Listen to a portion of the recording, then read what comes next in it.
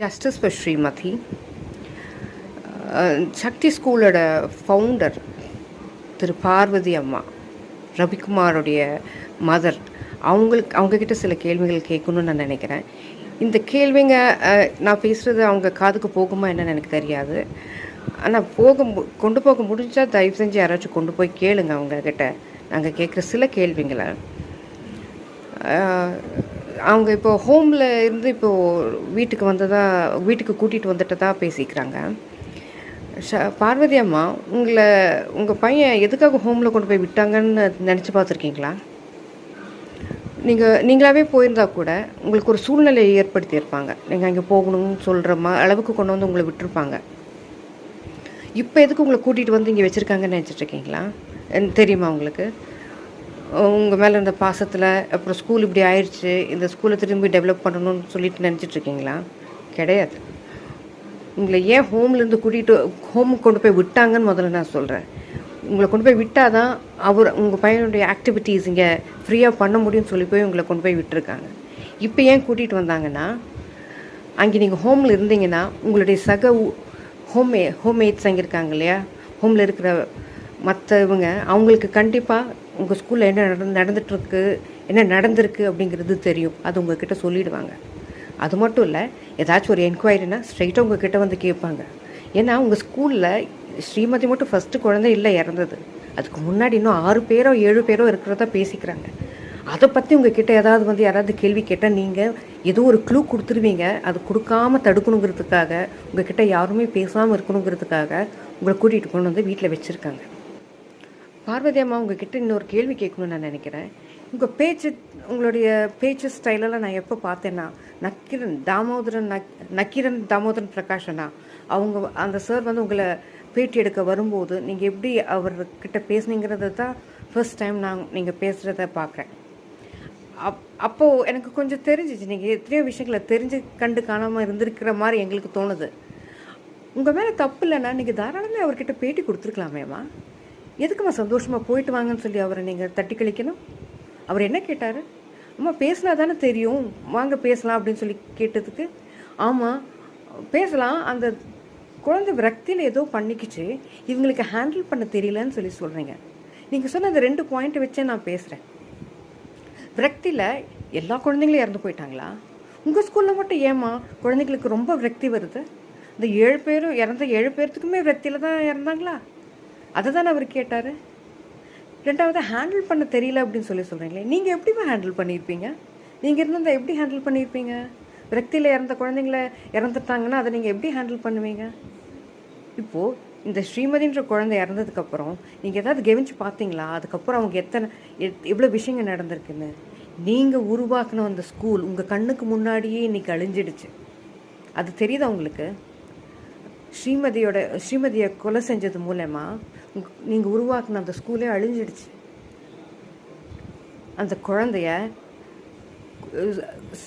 Suicide பண்ணிட்டதே சொல்லிட்டு எல்லா எவிடன்ஸும் ஒவ்வொன்றா அனுப்பிச்சிட்ருக்காங்க உங்கள் பள்ளியிலேருந்து. அது உங்கள் கண்ணுக்கு தெரியுதா? அது ஏதாவது சொல்கிறாங்களா உங்ககிட்ட? சூசைடுன்னு சொன்னால் அது சூசைடு தானா? அதுக்கு பின்னாடி என்ன நடந்துச்சுன்னு நீங்கள் கவனிக்க மாட்டீங்களா? இப்போ ஸ்கூலோட ஆக்டிவிட்டீஸ் எப்படி போயிட்டுருக்கு, வந்துட்டுருக்கு, இரவில் யார் நடக்கிறாங்க வராங்கங்கிறதெல்லாம் நீங்கள் கவனிக்க மாட்டிங்களா?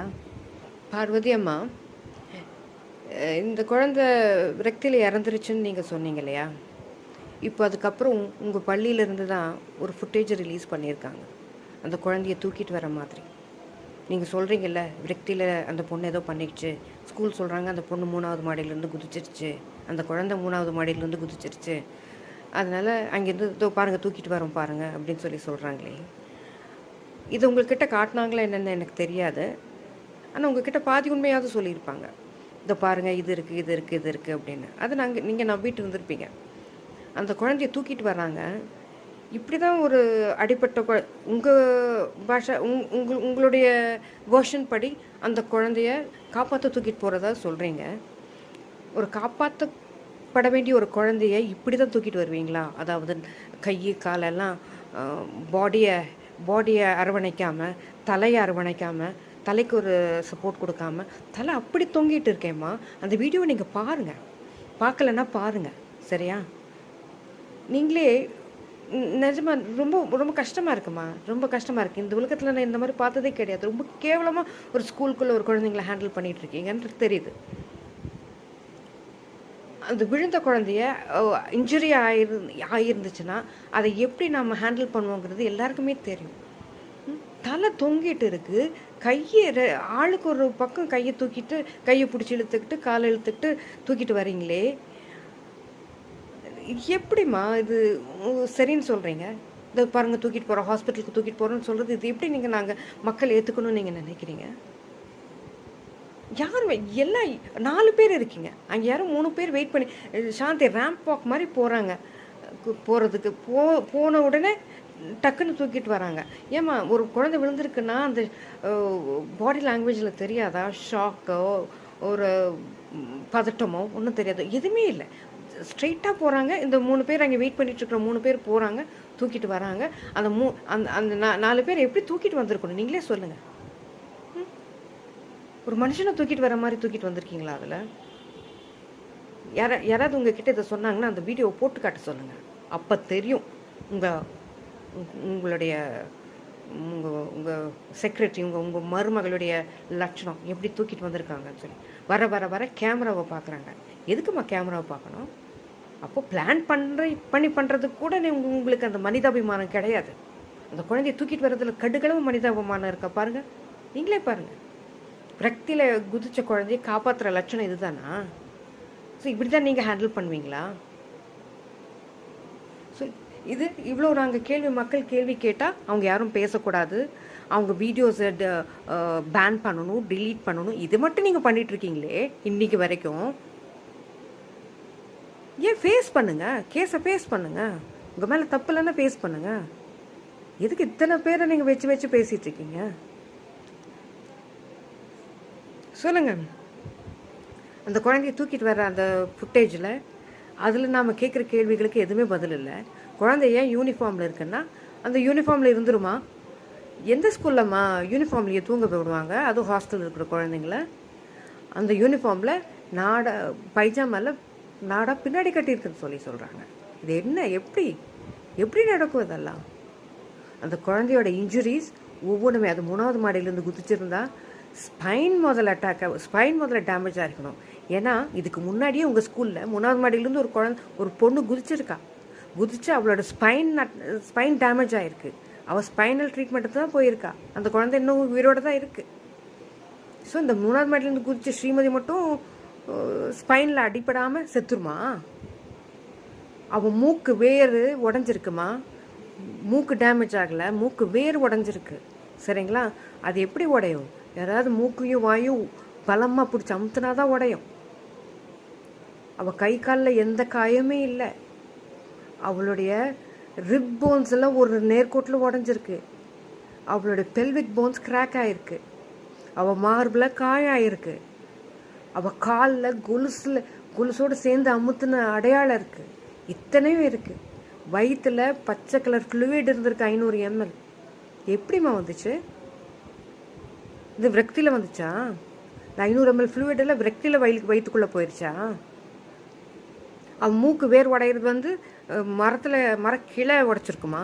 அது எப்படிம்மா அங்கங்கே இந்த மாதிரி ஒரு 4 பேர் சேர்ந்து அட்டாக் பண்ணால் வர்ற ஒரு காயம் உங்களுக்கு மரக்கிளையில் பட்டு அடிபட்டிருக்குன்னு சொல்ல முடியுது?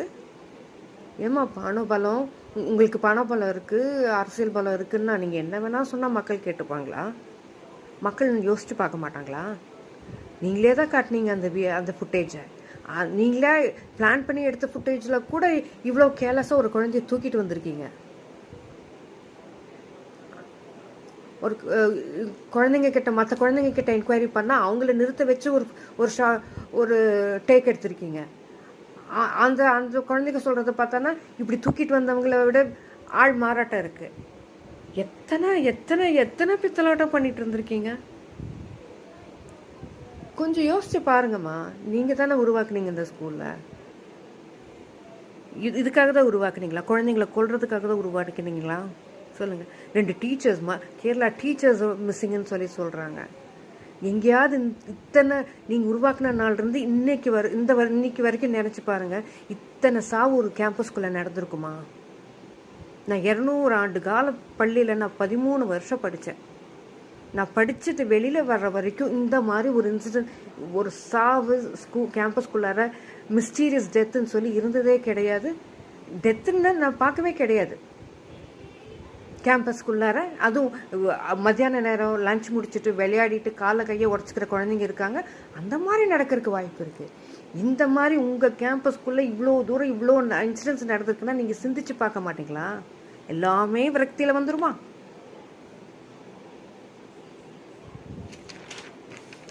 அப்புறம் கடைசியாக நான் இப்போ கார்த்திக் பிள்ளை பற்றி பேசணும்னு நினைக்கிறேன். நான் அவருடைய வீடியோஸை நான் சரியாக பார்த்தது கிடையாது. ஏன்னா முதல்ல நான் பார்த்துட்டு இருந்தது தான், அதாவது ஸ்ரீமதி கேஸ் ஸ்டார்ட் பண்ண ஸ்டேஜுக்கு முன்னாடி கொஞ்சம் நாளைக்கு முன்னாடி இருந்து பார்த்துட்ருக்கேன். அப்புறம் ஸ்ரீமதியோட கேஸ் வரும்போது இவர் பேச ஆரம்பித்தார். அதுக்கப்புறம் அந்த ஃபுட்டேஜ் ரிலீஸ் ஆன அன்னைக்கு இவர் பேச்சை பார்த்துட்டு நான் அவரை அன்சப்ஸ்கிரைப் பண்ணிவிட்டு அவரை பேச்சை பார்க்குறதில்ல. காரணம் என்னென்னா அந்த அளவுக்கு ஒர்த்தாக தெரியல. ஹீ சோல்டு, அவரே வித்துட்டார். அதனால் அவர் பெரிய விஷயமா எடுத்துகிட்டு பேசணுமான்னு நினச்சேன். பட் சிலவங்க சஜஸ்ட் பண்ணாங்க, நீங்கள் அவரை பற்றி கொஞ்சம் பேசுங்க அப்படின்னு சொல்லி. அதனால தான் நான் பேசணுன்னு நினைக்கிறேன். ஜஸ்ட் a few words, அவ்வளோதான். கார்த்திக் பிள்ளை, உங்களுக்கு அவ்வளோ அந்த ஸ்கூலோட அவ்வளோ வெல்விஷராக நீங்கள் இருக்கீங்க. உங்கள் ஒய்ஃபையும் கூப்பிட்டு வச்சு பேசிகிட்டு இருக்கீங்க. நல்ல விஷயந்தான். நீங்கள் ஒரு வேலை மட்டும் பண்ணுங்கள். உங்களை சின்னதுலேருந்து உங்களை வளர்த்தாங்களே உங்கள் அப்பா அம்மா, அவங்கள கூப்பிட்டுக்கிட்டு உங்கள் ஒய்ஃப் குழந்தைங்களெல்லாம் கூப்பிட்டுட்டு ஒரு நாளைக்கு அந்த சக்தி ஸ்கூலுக்கு போய் சக்தி ரவிக்குமாருக்கு அண்ட் சாந்திக்கு உங்கள் அப்பா கையால் பொன்னாடை போற்றி விடுங்க. சரியா? அது உங்கள் அப்பா கையால். ஏன் உங்கள் அப்பாவை ஏன் சொல்கிறேன்னு உனக்கு புரியும்னு நினைக்கிறேன்.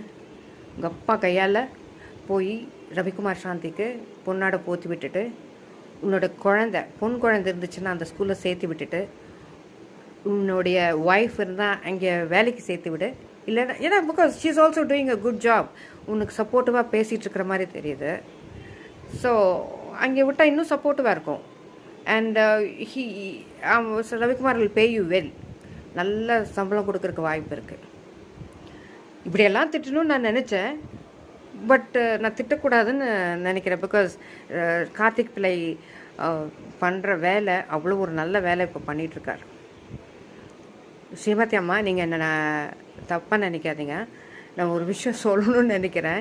கார்த்திக் பிள்ளை பண்ணுற வேலை அவ்வளோ நல்ல வேலை. என்னென்னா அவருக்கு எங்களுக்கு ரவிக்குமார் மேலே இருக்கிற கோவத்தை குறையாமல் பார்த்துக்கிறாரு. ஸ்ரீமதியை மறக்காமல் பார்த்துக்கிறான். எங்களுக்கு இருக்கிற ஆதங்கம் இன்க்ரீஸ் ஆகிட்டே இருக்குது. எங்களுக்கு நியாயம் கிடைக்கணும்னு போராடுற குணம் இன்னும் ஜாஸ்தி ஆகிட்டே இருக்குது. ஸோ கார்த்திக் பிள்ளை, நீ இன்னும் என்ன வேணால் பேசிக்கிட்டே இரு. ஆனால் நான் சொன்னது நீ பண்ணு. உங்கள் அப்பாவை கூப்பிட்டுட்டு போய் உங்கள் அம்மாவும் அப்பாவை கூட்டிகிட்டு போய் ஒரு ஃபோட்டோகிராஃப் போட்டு விட. உன்னோட சேனலில் போடு, இல்லாட்டி சக்தி ஸ்கூல் சேனலில் அவங்க யூடியூப் சேனலில் போட்டு விட. அவருக்கு யார் ரவிக்குமாருக்கு பொன்னாடை போட்டு, சாந்திக்கு பொன்னாடை போட்டு நீங்கள் கூடவே ஒரு ஃபேமிலியாக ஒரு ஃபோட்டோகிராஃப் போட்டிங்கன்னா கொஞ்சம் பார்க்குறதுக்கு நல்லாயிருக்கும். ஓகே. அதுக்கப்புறம் இன்னொருத்தர் இப்போ வெரி ரீசெண்டாக ஸ்கூலுக்கு விசிட் பண்ணியிருக்காங்க, ஒரு விஐபி. அந்த பிரவீனா பட்டிமன்றம் பேசுகிற அந்த பிரவீனா மேடம். அந்த பிரவீனா மேடமுக்கு ஒன்று சொல்லணும்னு நான் நினச்சேன். பிரவீனா மேம், நீங்கள் ஒரு ஸ்கூலுக்கு போகிறதுக்கு முன்னாடி அந்த ஸ்கூல் எந்த தரத்தில் இருக்குங்கிறது தெரிஞ்சுக்கிட்டு போங்க. சரியா?